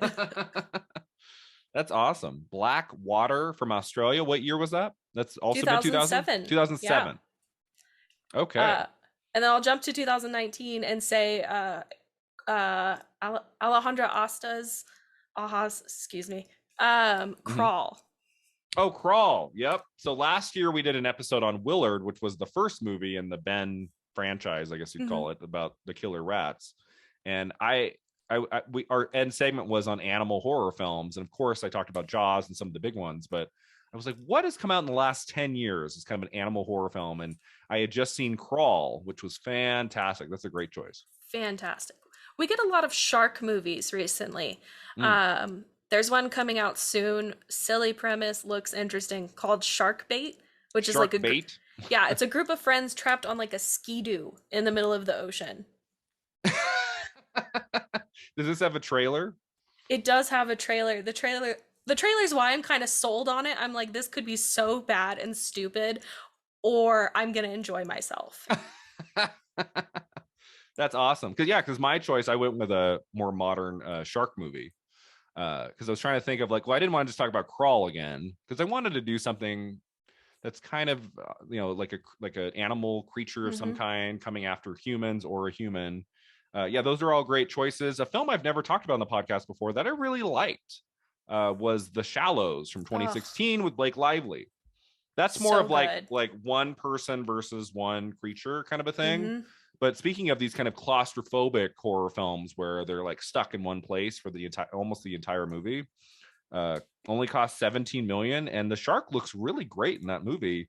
And Blake Lively is an actress I feel like is very underappreciated. I think she has a lot of talent that she doesn't get enough credit for, and I think one of her best performances is in The Shallows from 2016. It's a great movie. I agree. I think the issue, and I don't necessarily think this is an issue with the Night of the Lepus, is with uh, animals like crocodiles or sharks or even snakes. It's very obvious to us when there's too much CGI, and then it's like that uncanny valley where we're like, oh, this isn't real. It's Yeah. okay. So that's where I think movies like The Shallows and Jaws um, are a bit more successful because they like hide it Yeah. more. It's more of that tension and suspense before, you get attacked. Yeah, I think the director of The Shallows had studied Jaws and that, like, okay, let's not show the shark every 2 seconds. Like, let's have it be hidden for a long time, and let me actually create an interesting protagonist, because Hmm. it's not just a girl out at the beach and, oh my god, the shark is trying to kill. Like there's a lot of development of her character and some backstory we get at the beginning, and you really care about her when this starts happening, and you really want her to survive. And so those are the kinds of animal horror films, like where I'm really on the side of the human and or Hmm. humans, and I want them to make it. And you're just like, you're gripping your your partner's hand the whole way, like, come on, you can do this. And that's not what I felt in Night of the Lepus, but you do feel it a lot in The Shallows. Like you want her to survive. Yeah, you got to have the heart and the character, right? Yeah, Otherwise, you're cheering for the rabbits. we didn't get a whole lot of heart with Janet Leigh. I guess she cared about her kids, but It, yeah. I mean, she kissed her husband like yep. once. It was a passionate kiss. I was like, That's wow. right. We never mentioned that. I think I wrote that down. I was like, wow, that's quite a kiss. Like it's not like a peck on the lips. It's like No. a long, like big kiss. And I'm like, okay, go for it, Janet. It was like, I feared for your life. Here, Yeah. kiss me. So that takes us to our end segment, Beyond the Flick. Let's talk Janet Leigh. So what are the other films of hers that you've seen? Okay, so other than I am lacking here, not gonna lie. Other than Night of the Lepus, I have seen Psycho, obviously, and Bye Bye Birdie, which And I Bye Bye actually did Birdie. enjoy. Bye Bye Birdie, where she has like a black wig on, I want to say, right? Doesn't she? Yeah, It's not she her is. typical blonde hair.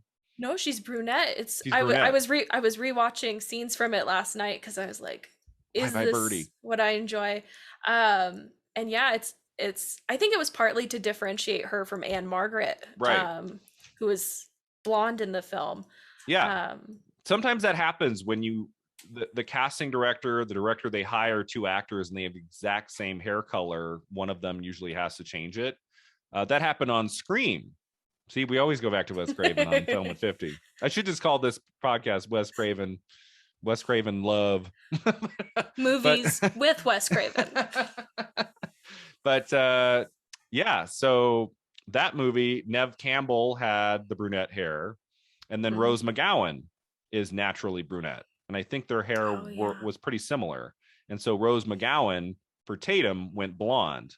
And I love the blonde look of Tatum in Scream. I couldn't imagine that any other way. I think if No. she had kept her darker brunette hair, black hair, I actually think the movie would be lesser. Which is crazy to think about someone's hair color in a movie. Not to even say it would look weird next to Campbell, but just I like especially like the color blonde it is. It's so Hmm. specific, and I don't know. I think they made the right call on her hair color in Scream. Yeah. I agree. As opposed to the sequel where everyone had that like red tint. Everyone had like the shorter hair, like Courtney Cox, Nev Campbell, Sarah Michelle Gellar. They all had like the shorter kind of Hmm. bob to their hair. Like, did anyone have long hair in that? Maybe like the sorority girls, Portia de Rossi. Yeah, maybe. But yeah. hair is not it's important. I mean, there is an Oscar category for hairstyling, so we gotta maintain the hair conversation. That's what we really do here on Film at 50 is talk about the hair. As we I did should. like Janet Leigh's hair in Night of the Lepus. Like that's at the top Hmm. of my list of positives. It's her hair. It stayed looking good like the whole time. At the end, when she's like fighting off the rabbits, and like her hair is in perfect condition, looking fantastic. And that's what you want to happen when you're fighting killer rabbits. You want to look good. I Do you struggle with that sometimes when you're watching a horror film and it's the last act and it's like they have been put through the ringer and their makeup is still perfect and the hair is still gelled back and looks great? I'm like, really? A little bit, yeah, because I really love the aesthetic of the character at the end who is covered in muck. Like it Yeah. could be blood, it could be viscera, Hmm. it could be from crying, like their makeup is Yeah. smeared if they're wearing makeup. But I'm like, I want to look like you went through hell Yeah. and came out stronger. Yeah. Um, Like Ready or Not. Did you see Ready or Not from it's on 2019? my list. Oh, well, not to give anything away, but by the end of that movie, the protagonist is just completely covered with blood and like it looks nothing like she does in the first half hour. And so, and I was like, okay, good on you, movie. Like you actually, when a character is put through the ringer, like they shouldn't just look all nice and oh, a little dirt smudge here, a little dirt smudge. No, no, no, no, no, no, no. Yeah, unless like it's part of the story, part of the character where they're gonna fix themselves up Right. as like part of a disguise or Mhm. something. Then I'm like, oh, okay. But otherwise, no, I Yeah. want you to look messy. Yeah. I think Janet Leigh probably in her contract in Night of the Lepus, like, I don't want to mess up my hair. No, I'm just going to look like my beautiful self. It's so funny to me because there was a weird time cut from like when the RV broke down to the scene at night where she's like, well, I can't dig out this wheel. And I'm like, it felt like hours passed within the context of the movie where I'm like, why didn't she like walk down the road for help? Or I don't know. Wasn't thinking. That, no. So I have 8 films on my list, 8 films of hers I've seen. Well, I guess the ninth one now would be Night of the Lepus. But so Bye Bye Birdie's on my runners up. I saw it once. I really enjoyed. There've been 1,000 Little Women adaptations. One of her Mm. first movies in the late '40s was a Little Women adaptation that also starred Elizabeth Taylor.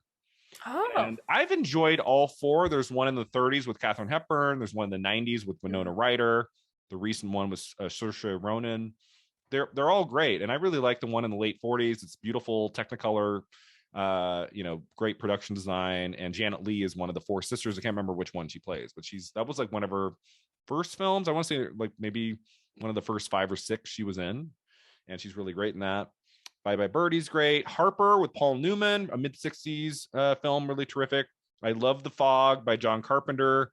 Janet Leigh is not in it very much, but it's great to have her in there. And she's in the movie with Jamie Lee Curtis. They don't play mother and daughter in the movie, strangely enough. They're both in it, but they're not mother and daughter. They play different characters.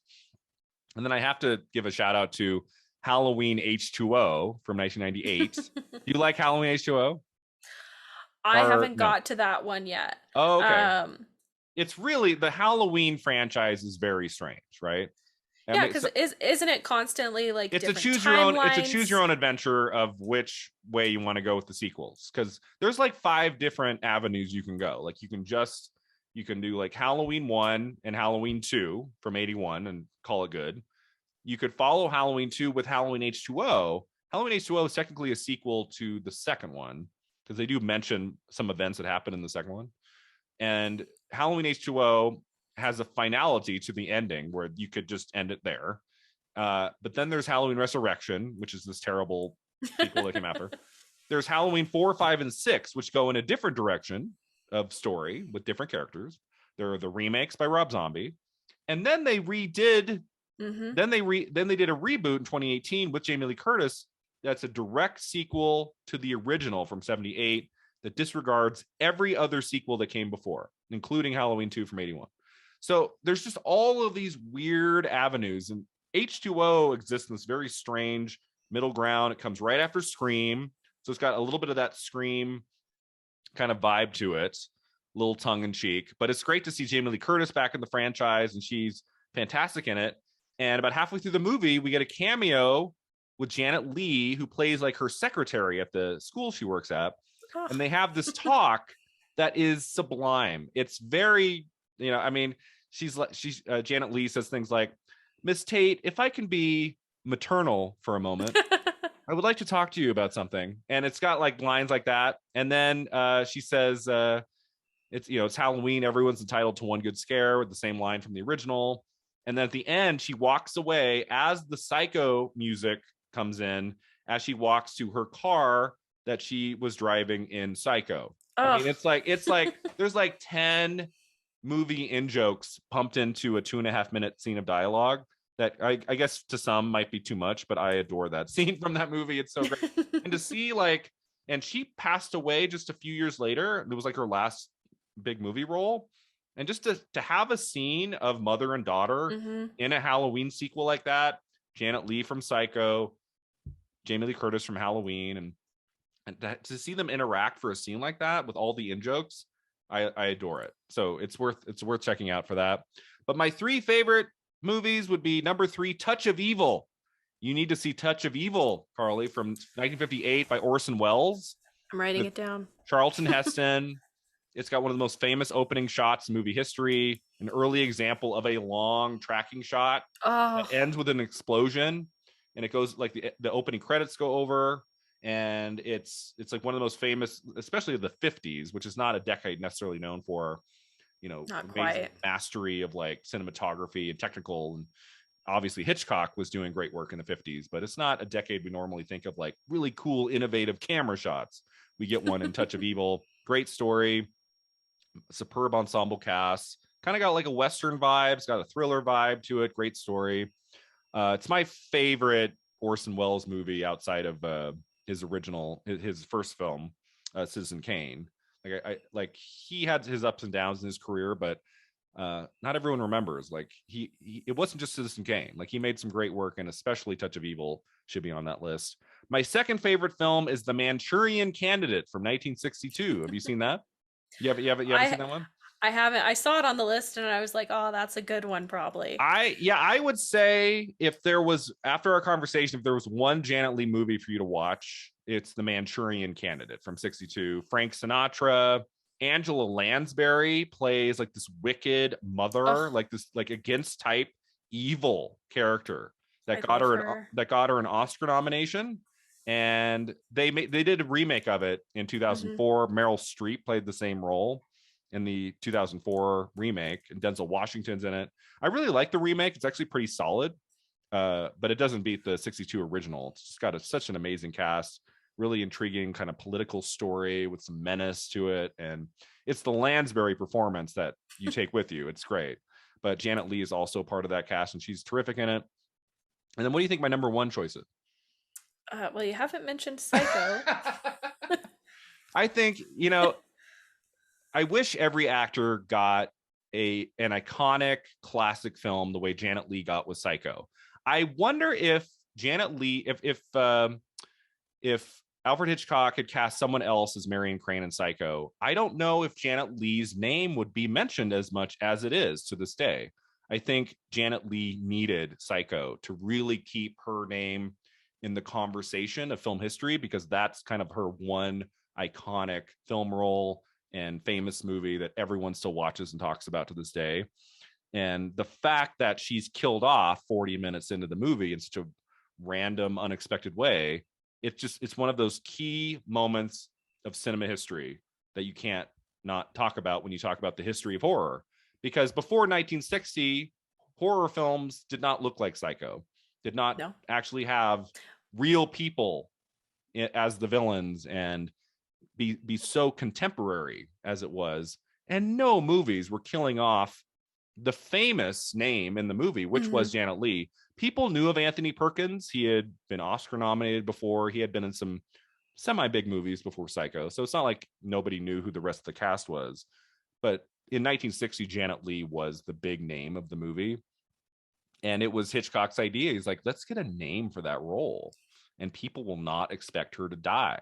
And that's just such a cool concept at that time.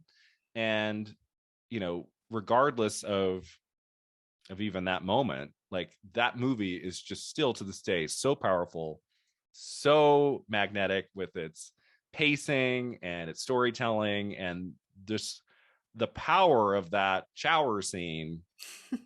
Would you say the shower scene in Psycho is one of the 10 most famous scenes of a movie ever made? Oh, I feel like mm, it's in the top 10 yeah, it's definitely in the ever, any top genre. 10 for sure. It has iconic cinematography, iconic music, The editing of that, yeah. the editing, all of the cuts in the certain way that they're put together, as well as the performance and how it still kind of withholds who the killer is for Yeah. the second half mystery. So yeah, I would say like if they were gonna put together a list of like best scenes in all of a cinema, that would probably be most people's choice for horror. Yeah, I'm not necessarily like the 10 best scenes ever made. I'm talking like the most famous, the ones that have been screened the most, analyzed the most, people have talked about the most in cinema history. I feel like you have to throw in Psycho, the Oh, shower scene. definitely. As far as horror goes, and I'm currently researching this. Oh, you are? Um, yeah, in terms of shower scenes within horror, because Oh, there's a okay. lot of them, Dress to Psycho Kill. is undeniable in its impact on how things are set up, how they're Mm-hmm. filmed, and you can definitely tell when something is paying homage to that. Yeah. Especially if they have like that overhead shot of the shower head where it's looking directly at it. You're like, that's Psycho. Yeah, exactly. Well, the scene is amazing in and of itself, but what makes it work even better is that the character of Marion Crane does go through a mini arc in those first 40 minutes of like, I'm going to steal this money. And then she starts to regret it, like as soon as she leaves town. And right before she gets in the shower, at the end of that conversation she has with Mm-hmm. Norman, she says, I need to go back and work things out because I made a mistake. And when she steps into the shower, she's got this big grin on her face because you know she has decided, I've done something wrong. I'm going to go back tomorrow morning and fix it. Like it's going to be okay. And it's like the end of her arc, and you have like she has this great epiphany, and then she's murdered in this brutal, unexpected way. I cannot imagine what this movie would have been like to have seen it with an audience opening weekend in 1960. That must have just brought the house down. That scene. I love the ad campaign for Psycho. Yes. Like the trailer is like 5 minutes and it's just Alfred Hitchcock giving a tour of the Bates Motel and Yes. the house.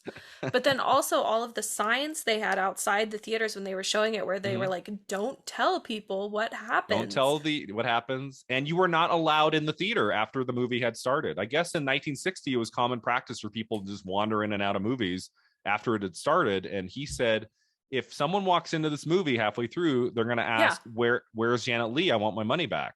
They have to come in at the beginning, Yeah, right? he had the right of it. Let's bring that back.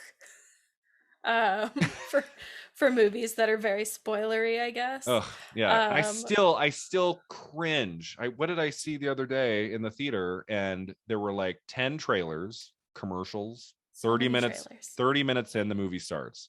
And it was a good 10, 15 minutes in the movie. A lot had happened already. What movie was it? And this group of like 5 teenagers come in and they sit right in front of me. I'm like, the showtime was 45 minutes ago. What are you doing here? Show some respect and at least, if not get here during the trailers, get her before the movie starts. I mean, come on. They would have I missed in 1960. They would have missed Janet Leigh in Psycho. Yeah, They they would have would been like, have. well. What's going on?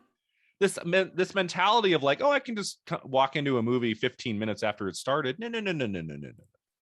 You might miss something that completely changes the way you watch the movie, right? So like a waste of time. Yeah. See, I'm still like back before seats were assigned. You had to get there early to get the good seats. Remember that?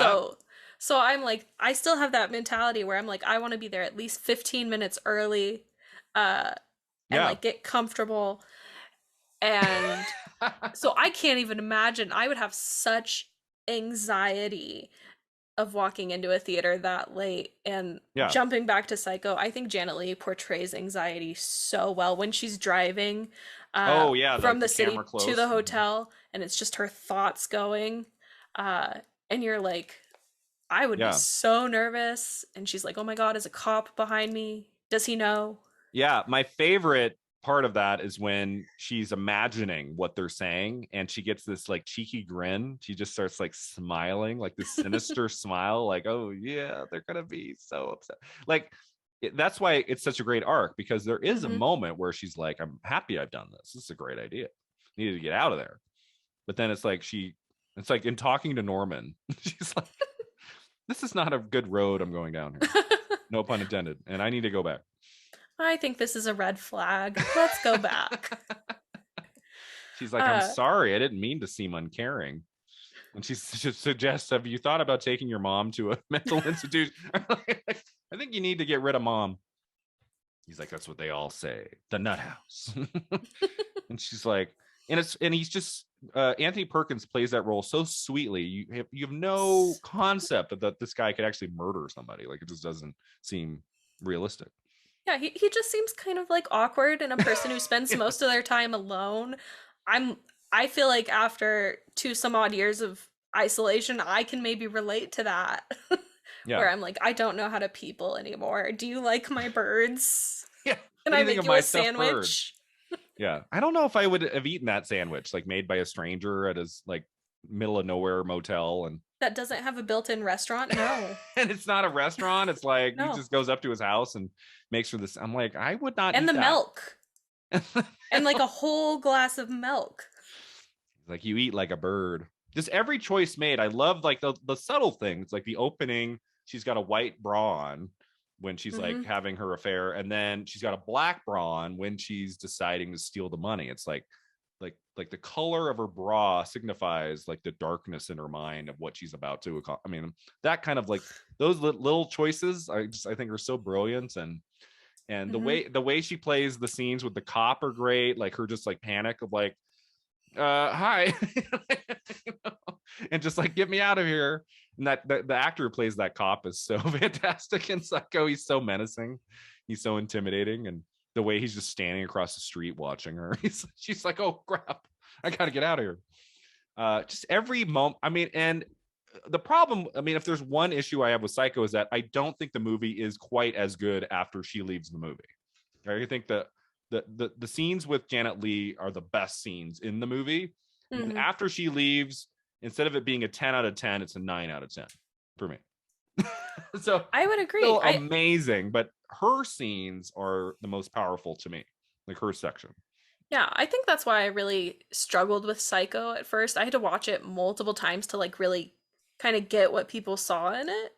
Because Yeah, I was for it. I was like, Janet Leigh, I love this part. And then it switched to um the guy she's having the affair with yeah, and her sister, right? yeah. Her sister, her younger sister, And I'm or like, maybe I'm older much sister. less invested in these happy American people than now Anthony Perkins.